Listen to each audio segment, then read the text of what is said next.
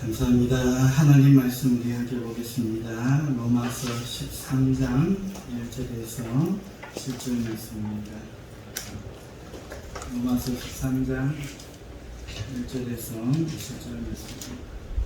김문옥 성도님이 안 보이셔서 좀 걱정이 됩니다. 연세가 있으셔서 저희 목회 선배이시기도 하고, 그리고 지금은 목회자로 드러내지 않고 평신도로서 그렇게 예배하기를 원하시는 귀한 믿음의 형제이기도 합니다.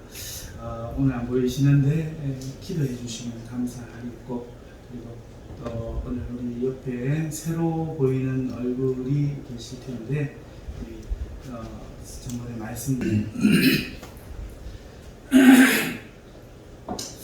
오늘 로마서 13장 1절에서 7절을 읽었지만 1절에서 2절까지만 본문으로 어떻게 권세에 복종할 것인가 하는 제목으로 말씀을 드리겠습니다. 일제강점기에 우리 국민들은 목자 없는 양 같았습니다. 나라를 이어왔던 그때까지 근간이었던 왕은 백성을 지킬 힘이 없었고 무능하여 일제라는 외세의 침략 앞에 무기력했고 그들을 막아주지 못했습니다.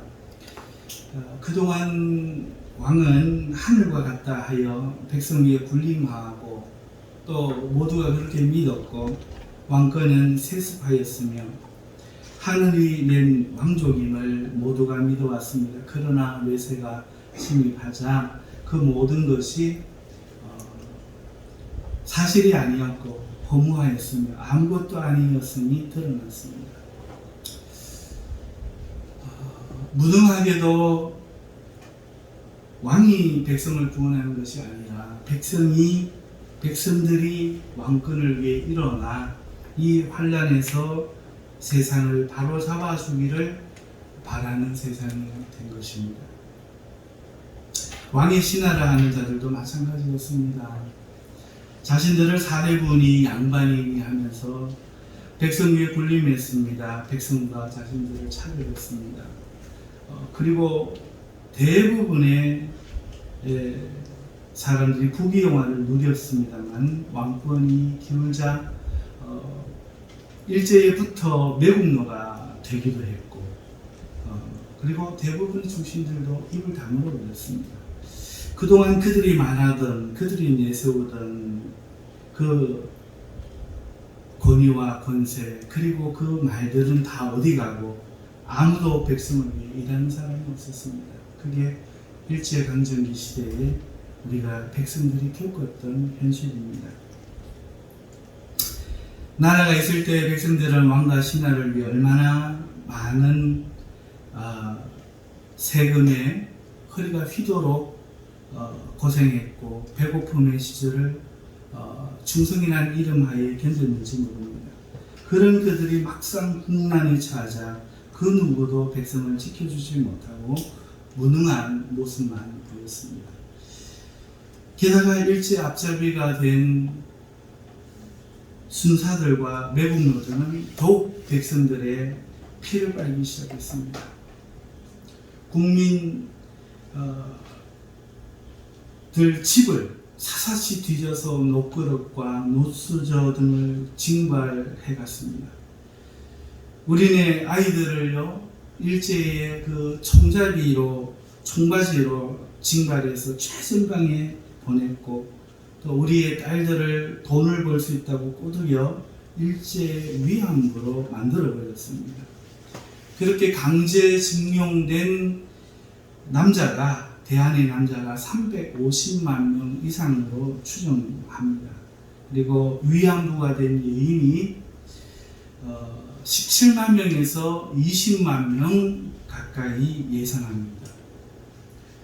당시 일본군 병사 총수가 300만 명 규모로 유지되고 있었는데 그 일본군 병사 30명에서 100명당 위안부 여자 1명을 배치하게 하였다고 합니다. 그 참혹한 현실은 굳이 세세하게 말씀드리지 않아도 우리가 짐작할 수 있습니다.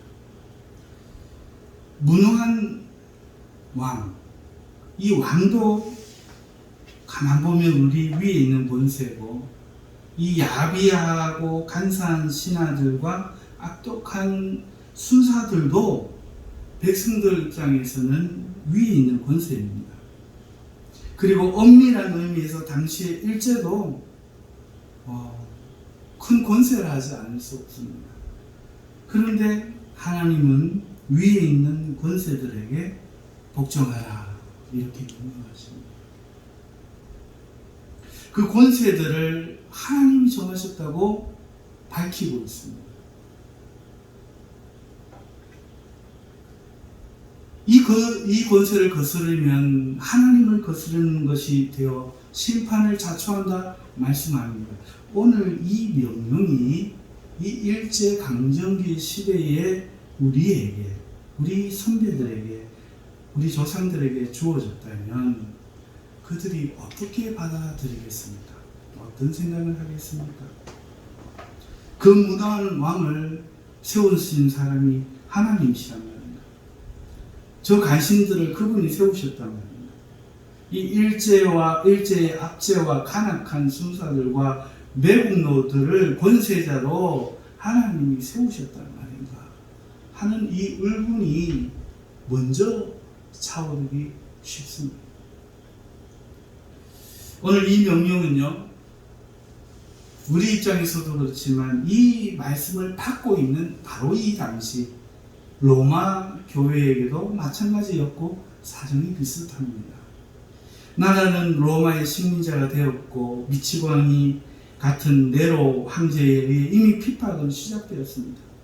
무지한 로마인들은 선동당해서 기독교인들을 벌려보듯 하는데 그 어떤 권세자들도 기독교인들을 인간으로서 객관적으로 보아주려고 하거나 인간적으로 이해하려고 들지 않았던 것입니다. 비록 간악한 일제보다는 지성적이고 보다 나은 지배자였다 이렇게 평가할 수 있지만, 그럼에도 기독교인들에게는 이 당시 누구보다 용납하기 힘든 그런 현실인데, 그런 현실에서 이 명령을 지금 주고 있다는 것이죠. 그런데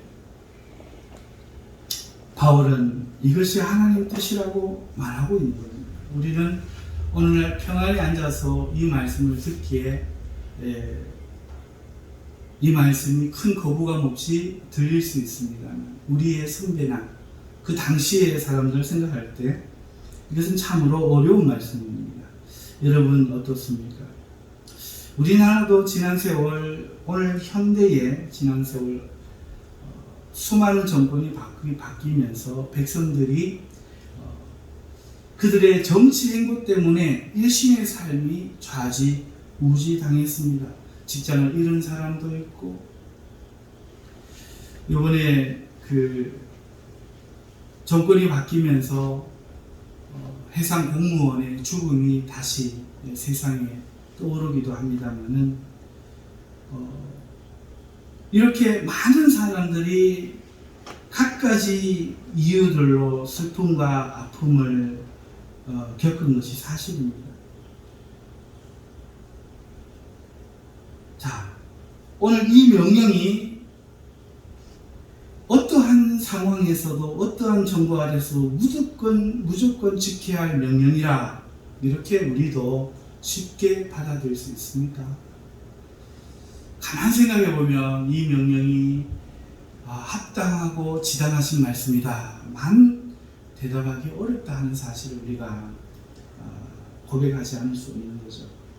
그래서 오늘 우리는 이 본문의 말씀에 대한 이해가 필요하다고 봅니다. 뭔가 마음의 감동 이런 것을 생각할 것이 아니라 이 문제에 대한 바른 이해가 필요하다고 생각합니다. 당연하지, 하나님 말씀이 무조건 옳겠지 하는 생각을 잠시 내려놓고 이 말씀이 무슨 뜻이며 우리가 어떻게 받아들여야 하는지에 대해 알아보는 시간이 되었으면 합니다. 먼저 이 명령은 원론적인 말씀입니다. 그러니까 모든 권세에게 무조건 복종하라는 것이 아니라는 결론부터 먼저 말씀을 드리고 시작하도록 하겠습니다. 그 이유를 원어에서 그 이유를 찾아 말씀드리려고 합니다. 먼저 각 사람은 위에 있는 권세들에게 복종하라 말씀하고 있지요. 오늘 1절, 2절이 주 본문 말씀인데 각 사람은 이라고 말하고 있는데 이 각 사람으로 번역된 이 사람이라는 단어는 앞서 사용되었습니다. 18절에서 할 수 있거든 너희로서는 모든 사람과 더불어 화목하라. 너희는 모든 사람과 에서 사용되어진 사람에서 사용되어진 안드로폰이라는 단어가 아니라 영혼 혹은 생명이라는 뜻의 푸시케라는 단어입니다. 다른 거예요. 18절과 13장 1절이 다른 겁니다. 또 각 사람이라고 한 이 각이라는 이 단어는 이 파스라는 형용사입니다. 이 형용사가 관사 없는 명사와 함께 쓰일 때 모든, 온갖 이런 뜻을 가져요. 그런데 이 푸시케가 관사가 없어요. 그러니까 붙여서 해석하자면 모든 영혼, 온갖 생명 이렇게 번역할 수 있겠죠. 합치면 각 사람은이라는 것이 우리가 알고 있던 18절의 안드로포스 사람을 나타내는 일반적인 헬라어 그 안드로포스가 아니라 모든 영혼은 모든 온갖 생명은 자신이 위에 있는 권세에 복종하라 이렇게 말하고 있어서 여기에 어떤 의미를 우리가 찾아야 한다는 것입니다. 왜 사람이라는 안드로포스 대신에 푸시케라는 단어를 사용했는가? 이에 대해서 어떤 학자들은 이게 히브리식 사고방식이라고 말하고 있습니다. 그리고 이렇게 한 것은 이 복종하는 것이 그저 형식적인 복종을 말하는 것이 아니라 영혼으로부터 복종을 요구하는 것이다 이렇게 말하고 있어요. 푸시케라는 것이 히브리식 사고 구조에서 있는 일이고 영혼으로부터 복종하라는 하나님의 명령이다 이렇게 말합니다. 그러나 저는 다르게 생각합니다. 어떤 사람이 언어를 구사할 때는요 일정한 규칙이나 패턴을 갖습니다. 여러분도 말을 이렇게 했다가 저렇게 했다가 안 그러지 않습니까? 하물며 당시의 대학자요 법학자였던 바울이 18절에 안드로폰이라는 헬라식 사고의 언어를 썼다가 불과 석 절 이하에서 히브리식 사고로 언어를 쓴다. 언어의 패턴이 고정되어 있지 않고 왔다 갔다 한다. 이렇게 보기 어렵다는 거죠. 제 생각은 그렇습니다. 한 사람은 항상 하고 말을 시작합니다. 진짜 붙이는 사람은 계속 말하면 진짜 이렇게 말합니다. 아닌 게 아닙니다. 이렇게 말하는 사람은 계속해서 아닌 게 아닙니다. 어렵게 말합니다. 우리도 그렇습니다. 자, 그러면 이것이 어떤 의미인가? 왜 안드로폰을 푸시케로 이야기하는 것이 히브리식 그냥 습관에 의한 나온 것이 아니고 뭔가 의도성 있는 그런 학자니까 의도성 있는 단어의 사용이고 이 의도가 무엇인가 하는 것을 오늘 제가 말씀을 드리기 전에 조금만 더 문장을 살펴보고자 합니다. 자신 위에 있는 권세에 복종하라 이렇게 말하고 있는데 이 권세가 무엇을 말할까? 모든 주석을 뒤져봤더니 세상 통치자를 말합니다. 그런데 3절에 가면은 우리 한글 성경에도 다스리는 자들이라는 말이 나옵니다. 권세라는 것과 다스리는 자들이 다르게 사용되어 있는데 다스리는 자들의 단어는 아르콘이라는 단어로 헬라어 배우신 우리 전사님은 기억하시겠습니다. 이것이 헬라어의 실제 권세자들, 통치자들을 뒤에 바울이 서신에서 무수히 나오는 단어예요. 헬라식 단어. 아르콘. 이것이 통치자, 지배자라는 뜻입니다. 그러나 1절에 나오는 지금 우리가 읽은 1절의 이 권세, 위에 있는 권세할 때 이것은 아르콘이 아니에요. 그러면 이 권세는 무엇인가? 그리고 무슨 뜻인가? 이 단어는 엑스시아라는 단어입니다. 그러니까 이 뜻이 뭔가 하니까 어떤 일을 행할 수 있는 능력, 그리고 인정되어 온 권리, 자격, 이런 걸 의미합니다. 그러니까 자신 위에 있는 어떤 일을 행할 권리가 있는 능력, 자격, 이런 걸 말하는 거죠. 그리고 이 엑스시아는요, 엑스시티라는 단어에서 유래된 단어인데, 이 엑스시티는 무슨 뜻인가 하니까 용인되어 왔다, 허용되어 왔다 하는 뜻이에요. 그러니까 지금까지 용인되어 왔다, 허용되어 왔다 하는 뜻이에요. 이를 종합해서 생각을 해보십시다. 아르콘, 통치자를 지금 말하는 게 아닙니다. 자신 위에 있는 통치자들에게 절대 복종해라 이게 아니고 자신 위에 있는 권세들에게, 권세들입니다. 권세들에게 복종하는데 이것은 분명히 사람이 아니라 지금까지 일반적으로 사회 속에서 용인되어 왔던 어떤 것, 허용되었던 어떤 것, 그것이 어떤 것이냐, 어떤 능력, 어떤 자격, 어떤 권리, 이런 것들에게 복종하라, 이런 뜻이에요. 자, 그러면 이 권세가 통치자는 포함되지 않는가 하면 통치자도 포함이 됩니다. 왜냐하면 밑에 가면은 통치자를 하나님이 세우셨다는 말이 이어서 나오기 때문에 이 권세는 통치자를 또 포함하지만 통치자들 자체를 이야기하는 것이 아니라 우리와 관련돼서 나와의 관계 속에서 나보다 위에 있는 어떤 권리, 능력 이런 것들을 이야기하는 것이죠. 법적이고 제도적인 그런 권세 외에 사회적으로 용인되고 허용되어진 모든 권세를 포함하여 복종하라 말하고 있다. 이 말씀을 먼저 드립니다.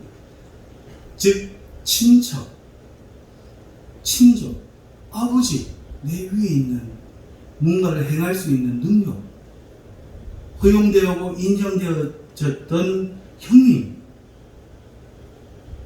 고모, 삼촌, 작은아버지, 이런 친인척의 관계, 그리고 세상에서 맺어지는 관계, 스승과 제자, 주인과 종, 선배와 후배, 모든 것을 포함하는 내용이라는 거예요. 제가 주석들을 놓고 비교해봐도 여기에 대해서 연구한 주석관이 없었어요. 칼빈까지도 그렇게 하지 않았습니다. 하지만 분명히 언어라는 것은 특별히 성령의 영감으로 쓰여진 이 성경은 대충 쓰여진 것이 아니라 완벽하게 하나님의 의도를 드러내고 또 우리에게 하나님의 말씀을 가르치기 위하여 성경 제자들을 통해서 감동되어져 쓰여진 하나님의 조서입니다. 그리고 이것을 쓴 사람도 하물며 학자이지 않은 베드로도 그 쓴 성경의 말씀이 너무도 완전 무하고는 이 성경의 대학자, 법학자, 교리학자였던 바울이 쓰는 용어가 규칙도 없이 함부로 생각나는 대로 즉흥적으로 써졌다라고 인정하는 것은 성경이 무하다는, 하지 않다는, 흠이 있다는 말과 거의 진배 없는 말이기에 저는 못 받아들입니다. 그리고 왜 학자들이 그렇게 주장하는지 나는 이해가 가지 않습니다. 여러분은 어떠십니까? 지금 그렇지 않습니까? 뒤에 다스리는 자 아르콘이 또 나옵니다. 그리고 이 자신 위에 있는 권세라는 단어가 가진 뜻이 이렇습니다. 그러니까 이것은 일반적으로 세상의 질서에 관해서 이야기하고 있다는 것을 우리가 알 수가 있는 것입니다. 여기에 성도들, 지금 본문의 말씀이 어떤 배경에서 주어진가 하니까 성도가 교회 안에서 성도들과 어떻게 살아야 되는지에 대한 12장 앞장에 그 말씀 후에 이어지는 14절부터 세상에서 어떻게 살아야 되는가 하는 것에 대해서 이어져서 13장 1절이 나오고 있거든요. 그러니까 주체는 성도죠. 성도가 세상에서 어떻게 살아야 되는가 하는 건데, 그러면 성도라는 용어를 써야 됩니다. 왜냐하면 앞에서 썼기 때문에 계속해서 썼거든요. 그런데 성도라는 용어 대신에 각 용은 푸시케 이렇게 용어를 달리하여 사용했다는 점을 주목할 때 이 사실이 말하는 것은 이것입니다. 이것은 성도이기 이전에 성도는 이 세상의 사람들과 마찬가지로 각각의 영혼들이요, 각각의 생명으로 이루어져 있다는 겁니다. 마치 우리가 기독교인이기 이전에 이 나라의 국민인 것처럼 말이죠. 지금 이거를 부각시키려고 이렇게 의도를 가졌다. 이게 논리적으로 타당하고 합당한 설득력 있는 해석이라고 보여집니다. 우리는 성도이기 전에 가정에서 가족이요, 이 나라의 국민이기도 하지 않습니까? 그래서 세상에서 권세들에 대해 이야기할 때 하나님께서 이거는 성도 안에서만이 삶이 아니다. 너희는 세상에도 속해 있기 때문에 세상에서 너희도 세상의 일원으로서 살아가야 된다 하는 점을 드러내고자, 주지시키고자 푸시케라고 의도적으로 썼다라는 것이 너무도 타당한 해석이라 저는 그렇게 생각합니다. 그래서 저는 자신 있게 이렇게 해석을 했고 여러분들에게 말씀을 드립니다.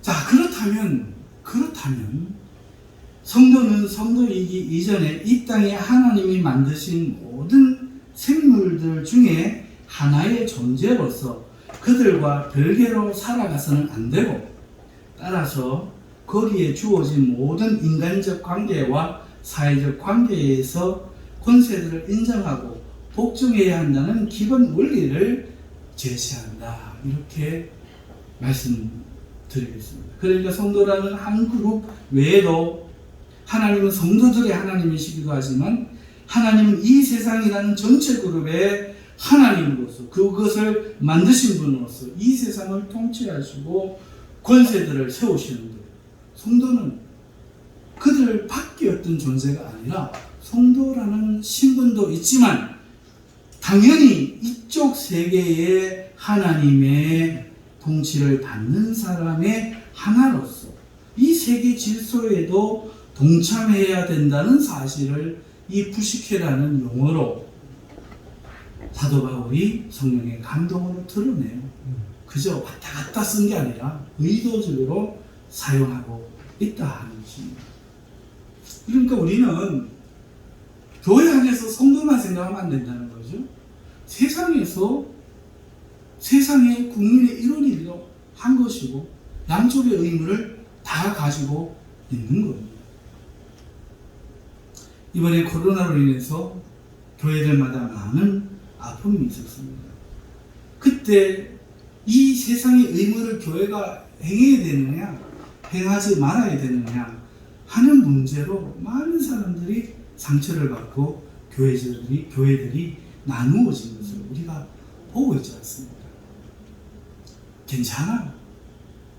세상에서 뭐라 하든지 간에 하나님 우리 지켜주실 거야 하고 한 교회들이 있었고, 아니야, 우리도 하나님의 자녀이기 전에 세상의 일원으로서 최소한의 의무는 다해야 돼 라고 생각하는 교회들이 있었다 하는 겁니다. 이것은 현실 문제라는 거죠. 자칫하면 성도가 나는 세상을 떠났어, 나는 세상은 신경 쓰지 않을 거야, 이렇게 생각하는 사람들이 있기 쉽고 실제 그랬다는 거예요. 기독교가 중세의 암흑이라고 불리던 시대들이 있었습니다. 중세의 1000년 동안에 기독교 때문에 중세가 암흑이었다는 거예요. 그때의 기독교는 세상을 떠나서 산으로 들어가고 불로 들어가서 수도원을 차리고 자기들끼리 모여 살았습니다. 그래서 거룩해 보였죠. 그런데 그 기독교는 오히려 세상을 지배하면서 세상에 불의한 세력이 되었기 때문에 중세의 암흑이다 라고 말하는 것이죠. 그렇습니다. 성도는요, 하나님 나라의 성도라는 신분을 가지면서 동시에 이 세상의 빛과 소금이 되어야 되지, 그렇지 않고 떠나간다면 스님이 되는 게 맞습니다. 딱 스님 아닙니까? 고결하게, 고귀하게, 정결하게, 상관하지 않고. 그것은 기독교가 아닙니다. 근데 많은 사람들이 그렇게 생각했던 것처럼 이 초대교회만 해도 그런 사람들이 있었기 때문에, 왜? 주님의 재림을 기다리고 저 우리를 핍박하는 저 로마 같은 세상을 내어버리자. 주님이 곧 오신다고 하셨다. 이러고는 세상은 생각지도 안 하고 세상은 저버려버리고 모여서 으쌰으쌰 노래하고 찬송하고 이거를 신앙으로 여기는 사람들이 있었어요. 그들에 대한 경고가 대살입니까? 전무서고요. 오늘날도 그렇게 하는 사람들이 이단 아닙니까?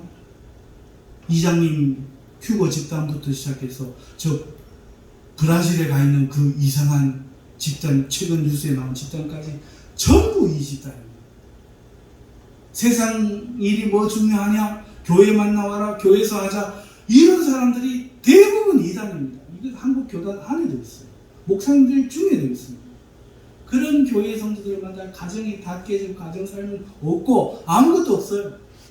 오직 교회만 있습니다. 정말 기독교가 그것인가? 에 대한 질문을 이 단어 하나가 우리에게 탁 던지는 겁니다.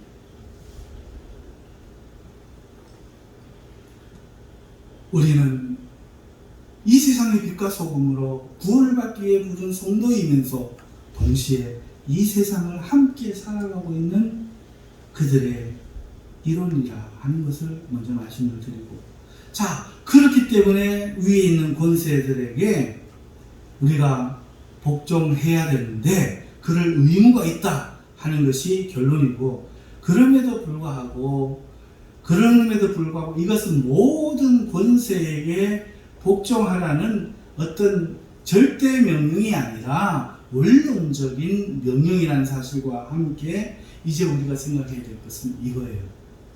뭐냐?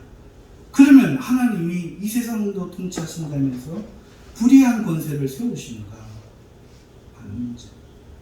하나님이 불의한 권세, 그 악한 왕, 그 악한 살인마를 세우셨단 말인가? 그렇다면 어떻게 그분이 의로울 수 있는가? 우리는 하나님의 명령에 따라 그러한 자에게까지도, 그런 권세까지도 복종해야 하는가 하는 이 질문을 해볼 수밖에 없죠. 순서상 먼저 하나님은 불의한 권세도 세운다, 이 말씀을 드립니다. 근데 이게 제일 듣고 싶지 않은 거예요. 뭐라고요? 하나님이 세웠다고요? 뭐라고요? 그 왕을, 그 간악한 일제를, 그 순사들을 하나님이 세웠다고요? 눈물을 흘렸고 피눈물을 흘렸고 죽어갔는데요, 그걸 하나님이 하신 일이라고요? 이런 말과 연결되어지기 때문에 이 말 안 듣고 싶은데 결론부터 말씀드립니다. 먼저 드릴 말씀은 하나님은 불의한 권세도 세우십니다. 하지만 여러분, 하나님은 구원자 모세도 세우십니다. 또 말씀드린 것처럼 지배자 바로도 세웁니다. 여기서 일제가 됐건 우리나라의 그 간악한 무리들이 됐건 바로로 통칭하십시다. 하나님은 모세도 세워요. 바로도 세웁니다. 이게 성경이 말하고 있는 겁니다. 그렇지 않습니까? 이럴 때 우리가 혼란을 느낍니다. 그럼 히틀러도 김일성도 하나님이 세우십니다. 지금 저 우크라이나를 침공하고 있는 저 푸틴도, 저 시진핑도 하나님이 세우십니다. 저 시진핑이 그 중화 사상 때문에 1대1로 사상 때문에 전 세계가 힘들어하고 우리나라가 지금 얼마나 황폐해지고 있습니까? 근데 하나님이 세우셨다고. 그러면 지금 대통령은 하나님이 세운 사람인가? 바로 이전에 대통령은 하나님 세운 사람인가? 이것을 사실이라고 인정할 때 우리는요, 동의하기가 참 어렵습니다. 받아들이기가 참 어렵습니다. 왜냐하면 이 중에 악인들이 있기 때문에. 그러면 우리는 어떻게 이걸 이해해야 됩니까?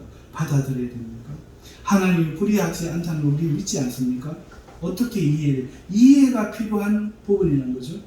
감동이 아니라 지성적인 이해가 필요한 부분입니다. 바로도 내가 세웠다. 내가 쓰는 종이다. 성경이 분명히 말하고 있습니다.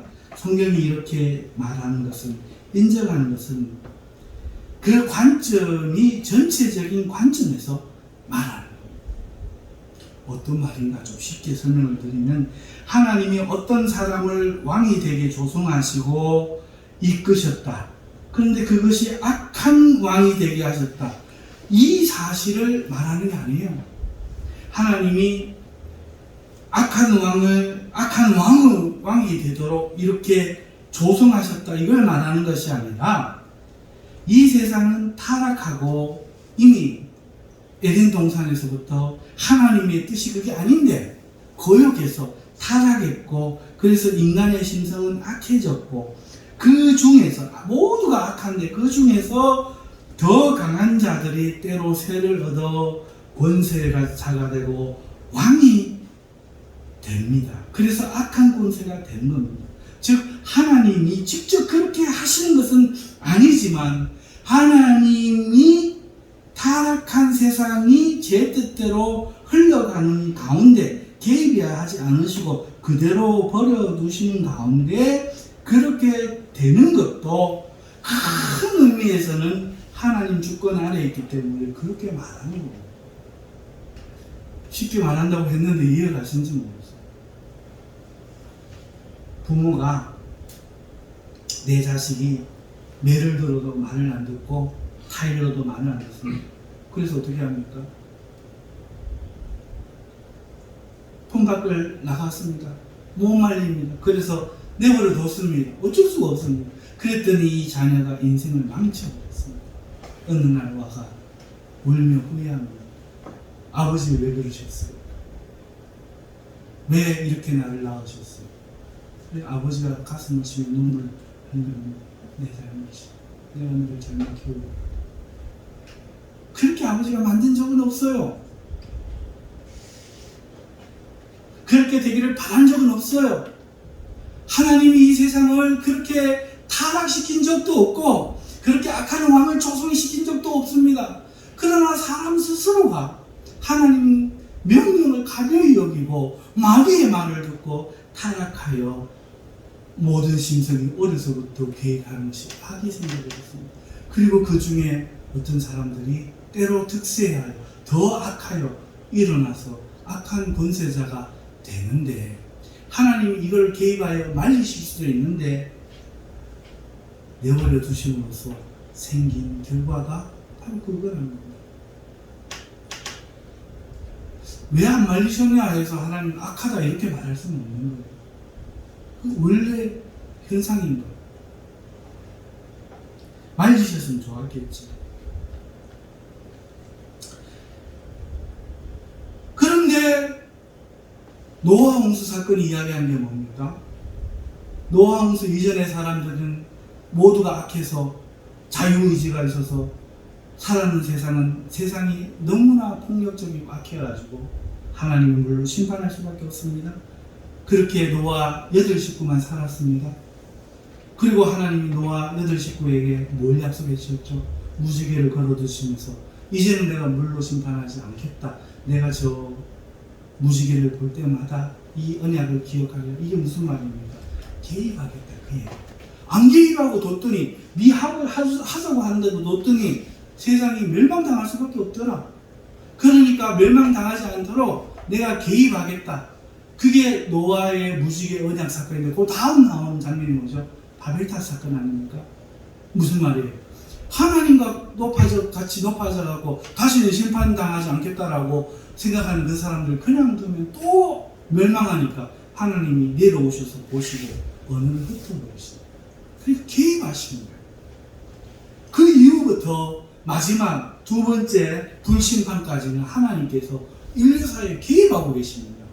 그러니까 원래는 악한 대로 흘러가고 심판 멸망 가운데로 흘러가 버리는 것이 이 악의 종족의 습성이고 자연적인 이치인데 지금까지 안 멸망하고 있는 것은 하나님이 개입하고 있다는 겁니다. 그래서 어떤 악한 자가 일어날 때 다른 악한 자가 일어나도록 허용하셔서 이 악한 자로 그를 꺾어버리고 그렇게 함으로써 악이 악을 응징하고 국가가 국가를 응징하고 제국이 제국을 응징함으로써 그 노아 홍수 때처럼 세상이 완전히 악하여져 하나님의 심판과 멸망이 임하지 않도록 하나님이 하고 계십니다. 그래서 때때로 모세와 같은 구원자를 두시기도 하는 것이죠. 다윗과 같은 왕을 세우시기도 합니다. 그러니까 멸망하고 악한 권세자가 세워지는 것은 타락한 인류의 어쩔 수 없는 자연적 순리가 되어버렸고 오히려 반대로 세상이 보존되고 세상에 그나마 정의가 있고 세상에 구원자가 등장하고 영웅이 나타날 수 있는 것은 하나님의 은혜다. 하나님 개입하신 결과다. 이걸 우리가 알는 거죠. 악한 일이 있기 때문에 하나님이 선한 하나님이시고 전능하시다면 어떻게 저런 악한 일이 있을 수 있는가 하는 이 신종론이 틀렸다는 거죠. 오히려 세상에 악이 있고 그 악이 있음에도 악으로 멸망하지 않는 이 이유가 그 악이 멸망하는 이유가 하나님이 참지 않으시고 인류를 사랑하시기 때문에 은혜를 베푸신 결과다 하는 겁니다. 그래서 이런 전체적인 의미에서 하나님은 불의한 권세도 세우신다. 이렇게 제가 말씀을 드리는 겁니다. 악을 조성하셨다가 아닙니다. 원래 그럴 수밖에 없는데 하나님의 권한 아래에 있기 때문에 하나님은 성경에서 그거를 자신 내 책임은 아니다 이렇게 저버리시는 것이 아니라 그 일도 내가 한다. 그러나 내가 하지만 그건 너희가 선택한 일이고 그런 너희를 구원하는 이 일을 또한 나는 할 것이다. 그게 바로 모세요 예수 그리스도인 것입니다. 우리 민족이 하나님을 섬기는 것을 모르고 혹은 저버리고 조상신을 섬겼습니다.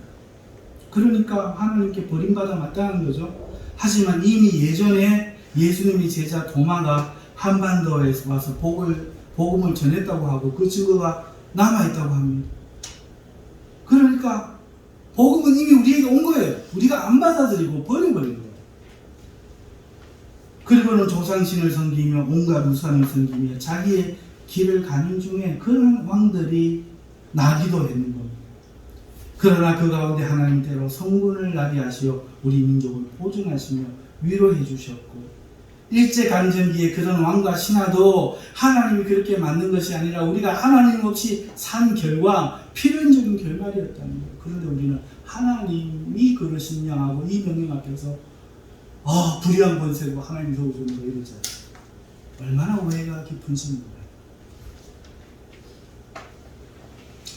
결론적으로 변명 안 하고 하나님이 불의한 권세 됐습니다. 하지만 사실 내용에 들어가면 우리가 하나님을 저버렸고 도마의 복음이 왔을 때 우리 모두가 그것을 받아들였으면 괜찮았을 텐데 그러지 않고 우리가 다른 우상을 섬기면서 살아온 결과 그런 슬픈 역사를 가질 수밖에 없는 게 자연적 순리였고 그럼에도 하나님이 때때로 우리 민족에게 성군들을 태어나게 하셔서 우리 민족에게 복을 주셨고 여기에 감사해야 되는데 반대로 우리는 하나님을 원망하는 악한 마음이 기본적으로 존재되어 있다 하는 것을 우리가 여기서 보게 됩니다. 자, 하나님이 불의한 권세도 세우십니다. 예. 그러면 우리는 이 불의한 권세에도 복종해야 하는가 하는 질문으로 넘어가 봅시다. 당연히 아닙니다. 좀 전에 1절에서 복종하라면서요. 당연히 아닙니다. 이 1절의 말씀은 명제로서의 말씀이지 진리의 말씀이 아닙니다. 좀 쉽게 말씀드리겠습니다. 즉 하나님이 이렇게 만드시고 그렇게 되기를 원한다는 말씀이지 어느 때나 항상 절대적으로 지켜야 할 말씀이 아니라는 겁니다. 이렇게 해도 이해가 안 되시겠죠. 하나님을 경외하고 그만을 섬겨야 한다는 이 명령은 명제이면서도 진리입니다. 어떠한 경우라도 그래야죠. 하지만 부모를 공경하라 하는 것은 명제이지 진리가 아닙니다. 예를 들면 부모를 섬기는 것과 하나님을 섬기는 것이 대치될 때, 이 두 명제가 대치될 때 진리와 명제의 차이가 드러납니다. 어떤 상황에서도 하나님을 섬기는 것이 절대적인 진리이지만 이 진리에 부모를 섬기라고 하는 것이 이 진리를 거역하게 된다면 이것은 진리가 되지 못하는 거죠. 이걸 명제라고 합니다. 이런 명제를 보편적 원리라 이렇게 말하죠. 그러니까 부모를 공경하는 것은 보편적 원리라는 겁니다. 이 세상을 살아가기 위한 하나님 만든 보편적 질서, 권세 위에 있는 권세에게 복종하는 것도 이런 보편적 원리라는 거예요. 그러니까 어떤 보편적인 상황 속에서 우리가 지켜야 될 보편적인 명제인 거죠. 큰 그릇과 작은 그릇을 우리가 만들듯 하나님은 큰 권세와 작은 권세를 만드셔서 이 땅을 다스립니다.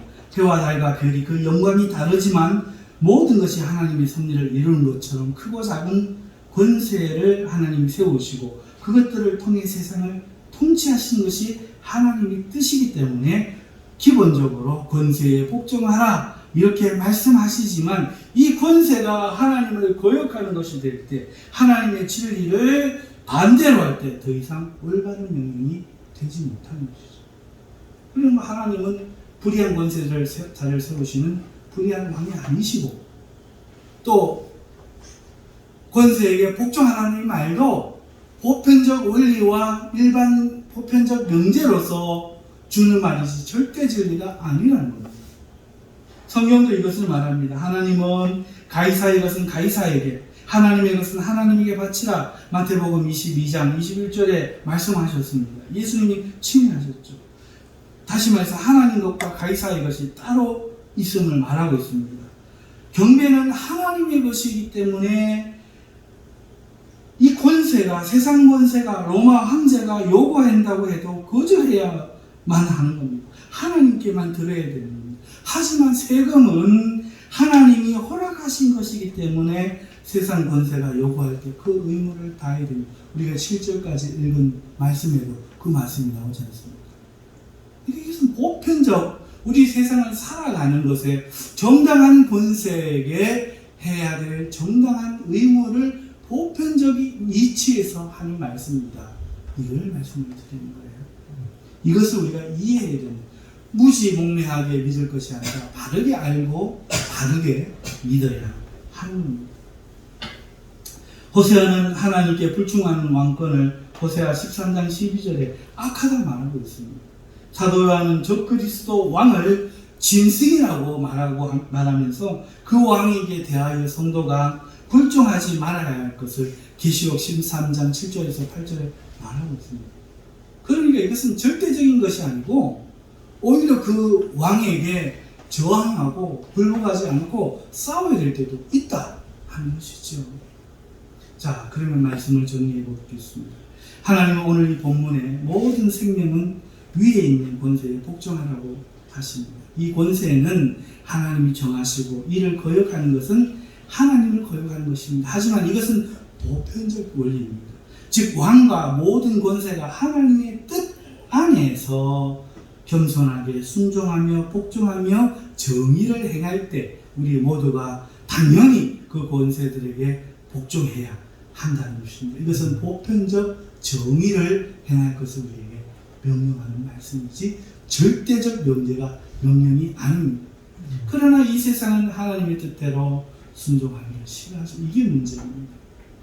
이미 사람들은 타락하여 하나님의 정의를 상실했고 힘의 어떤 강압을 행한 것이 없이는 선이 아니라 악을 행하기 쉬운 상태입니다.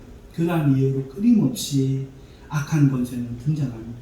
하나님 섬기기를 저버리고 온갖 우상을 섬겨 하나님을 멸시하며 사랑과 정의와 공의를 저버리고 욕심과 속임과 힘으로 살아가기 좋아하는 사람들 속에서 보다 악한 자가 겉으로는 대의 명분과 하늘의 뜻이라는 것을 내세워 사람들을 속이고 권세를 잡으면 그것이 왕권이 되고 나라가 됩니다. 하지만 그 가운데서도 하나님이 은혜로 개입하시어 역사하시면 살기 좋은 나라가 되는 것이고 사람들의 욕심대로 내버려 두시면 포악한 왕과 비극이 일어나는 겁니다. 하지만 대부분의 역사 가운데 그 포악한 왕과 비극은 짧고 은혜의 시대는 길다는 것을 볼 때 하나님이 얼마나 우리를 길이 참으시는지 우리가 볼 수 있는 것입니다. 이때 우리는 하나님의 섭리가 좋은 쪽으로 역사해 주실 때 보편적 이 원리 안에서 우리는 권세에 복종하라 이렇게 말씀합니다. 불의에 굴복하라가 아니라는 것이죠. 단어만 읽고 문장만 읽고 권세에 복종하라. 너무 무지입니다. 기독교인 바보가 되기를 원하는 종교가 아니다. 이것을 우리가 명확하게 알아야 됩니다. 하지만 그 권세가 하나님을 대항하고 하나님 자리에 서야 할 때는 그 명령에 절대 불복하는 것이 구원이라는 거예요. 그것이 하나님의 뜻입니다.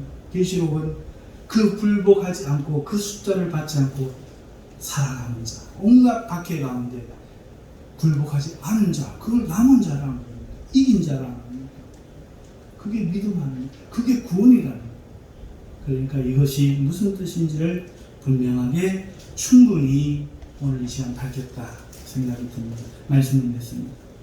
나라와 권세들을 포함 우리의 부모님과 스승, 형과 선배 등 허용되고 용인되어 합법적인 권세들이 우리에게는 늘 있고 우리는 하나님의 정의 안에서 올바른 진리 안에서 그것에 복종하는 것이 합당합니다. 하나님의 말씀 안에서 말입니다. 하지만 사람들 중에는 권세를 인정하지 않고 비방하며 험담하며 불복종하는 사람들이 있어요. 마땅히 다해야 될 합당한 의무마저 저버리고 마치 그것을 그렇게 하는 것을 의로운 사람이냐 깨어있는 사람이냐 행세까지 합니다. 기독교인은 결코 그래서는 안 됩니다. 기독교인은 오늘 명령을 받아 하나님의 뜻에 위배되지 않고 합당하다면 나이 많은 어른들의 권세와 그 요구, 사회적으로 형성된 관계와 그 권세와 그 요구에 복종하는 삶을 살아야 합니다. 그리고 나아가 합당한 정부에도 그렇게 해야 합니다.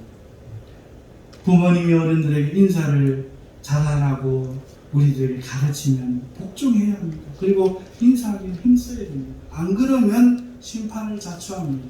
근데 우리는 너무 이걸 대수롭게 해요. 제가 몇 년째 자리에 일어나는 부모님 기침하셨습니까? 저녁에 잠자리는 부모님 안녕히 주무십시오 인사하라 그래도 지난주에 했는 우리 지문도 손들어보세요. 그렇죠? 암만 말해도 말 안 돼요. 이론을 들어요. 오늘 이것은 이론을 하는 말이 아닙니다. 여러분 부모를 공경하십시오. 아는 것이 믿음이 아닙니다. 행하는 것이 믿음입니다. 아는 것이 구원하지 않습니다. 행하는 것이 여러분을 구원합니다. 아는 것은 귀신하고 똑같습니다. 쓰잘데기 없는 짓입니다. 부모를 공경하라 하나를 배웠으면 공경하십시오. 부모님에게 함부로 말하지 마십시오. 거칠게 말하지 마십시오. 공손하십시오. 그것이 신앙입니다. 자녀를 노엽게 하지 마십시오. 마찬가지로 부모에게 어른들에게 인사를 잘하고 가르치시면 그 부모님의 그 가르침은 하나님의 가르침입니다. 하나님 세운 권세입니다. 복종해야 됩니다. 이거를 지금 본문 말씀이 말하고 있는 거다. 선배가 후배에게 자신들이 지켜온 전통을 물려주면 뭐 너가 왜 따라야 되는데 이렇게 무시하거나 비방하지 말고 받아들여야 됩니다. 그 시대에 뒤떨어져서 이렇게 말해서는 안 됩니다. 먼저 받아들이십시오. 지켜온다고 수고하셨습니다. 존중을 보이십시오. 그 후에 자기가 그 앞선 세대가 되었을 때 개선하면 됩니다. 그런데 많은 사람들이 무시해요. 이 세상의 정권이 올바른 방향을 제시할 때는 힘을 다해 지지하고 또 의논을 다해야 합니다. 하지만 입장이 다르다는 이유로 반대하고 까내리고 모함하면 전부 하나님의 심판을 자초하는 겁니다. 이것이 하나님이 만든 보편적인 삶, 우리 일반의 삶, 보편 면제에서의 명령입니다. 그걸 해야 됩니다. 왜? 우리도 이 세계의 일원이기 때문에 그렇습니다. 우리도 자식이요 부모요. 우리도 누군가를 다스리고 있고 누군가의 슬하에 있었습니다. 이 의문을 하지 않으면 하나님 심판한다는 경고를 하는 것입니다. 그러므로 우리 성도들 부모를 존경하십시오. 권세를 존중하십시오. 인정하십시오. 그리고 여러분들이 가진 전통이 잘못됐거든요. 개선하십시오. 이 말씀을 마지막으로 맺는 겁니다. 복종이라는 뜻은 종속시키라는 뜻입니다. 여기에서 복종하라 해서 복종은 부모님의 뜻에 나를 종속시키고 선생님의 뜻에 나를 종속시키고 이 땅의 지도자의 뜻에 종속시키라는 뜻입니다. 부모에게 순종하지 않고 거스르며 선배와 힘을 무시하며 지도자들에게 반기를 들고 반란을 깨하는 것은 하나님을 거역하는 것임을 명심하고 오늘 우리는 권세들에게 나를 종속시키십시오. 내가 권세가 되었을 때 다른 이들이 나에게 종속될 것입니다. 그게 지도자가 되는 길, 어른이 되는 길입니다. 기도하겠습니다.